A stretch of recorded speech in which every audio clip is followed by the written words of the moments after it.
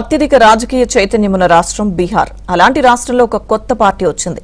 ఎన్నికల వ్యూహకర్త ప్రశాంత్ కిషోర్ అలియాస్ పీకే గ్రాండ్ గా పొలిటికల్ పార్టీ ప్రారంభించారు. అయితే ఆ పార్టీ ప్రభావం రాష్ట్రంపై ఏ మేరకుంటుంది? డాక్టర్లకు కూడా సొంత వైద్యం పడదంటారు. మరి స్వయంగా వ్యూహకర్త అయిన పీకేకు సొంత వ్యూహాలు పనిచేస్తాయా?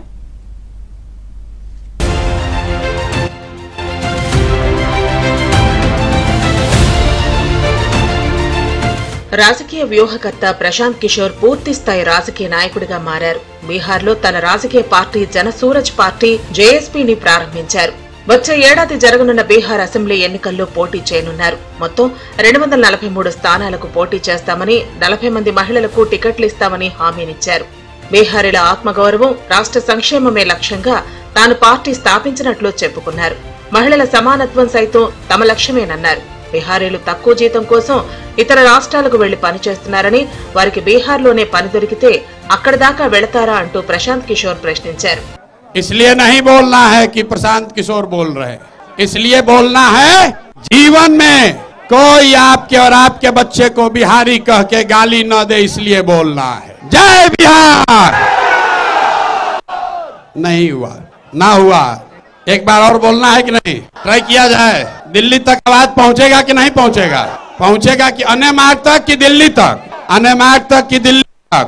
बंगाल तक पहुंचना चाहिए। जहां बिहार बच्चों को किसी ने मारा है वहां ये आवाज पहुंचनी चाहिए। तमिलनाडु तक पहुंचना चाहिए।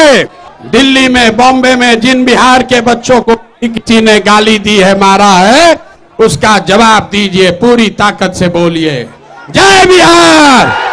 ఎన్నికల ద్వారానే పార్టీ సంస్థాగత పదవులను సైతం భర్తీ చేస్తామని ప్రకటించారు. పార్టీ పెట్టక ముందు జనసూరజ్ యాత్ర పేరుతో బీహార్ అంతా పాదయాత్రలు చేశారు ప్రశాంత్ కిషోర్. బీహారీలు కుటుంబ పాలన, వారసత్వ రాజకీయాలతో విసిగి వేసారిపోయారు. దీంతో జనం కొత్త నీరు రావాలని కోరుకుంటున్నారు.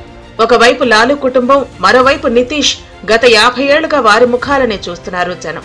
అందుకే మార్పును కోరుకుంటున్నారని పీకే భావిస్తున్నారు. నితీష్ కుమార్ వృద్ధుడైపోయారని, పదవి కోసం ఏ గడ్డి కరిసేందుకైనా సిద్ధమేనన్నట్లున్నారు.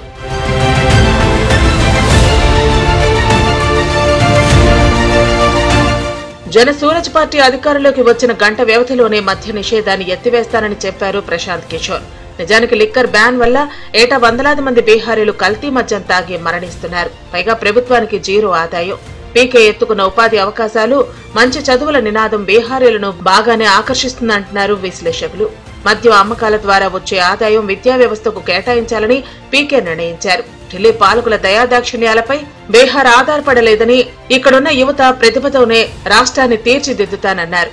నితీష్, లాలూ వల్ల యువత వేరే రాష్ట్రాలకు వెళ్లాల్సి వచ్చిందని, తాను సీఎం అయితే వారంతా తిరిగి బీహార్ వస్తారని చెప్పుకొచ్చారు.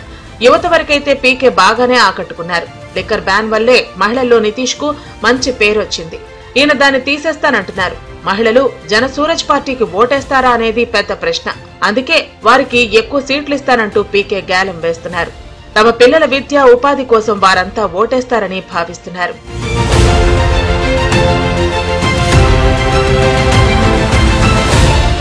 బీజేపీ బి టీమ్ గా జనసూరజ్ పార్టీ పనిచేస్తోందని ఆర్జేడీ విమర్శించింది.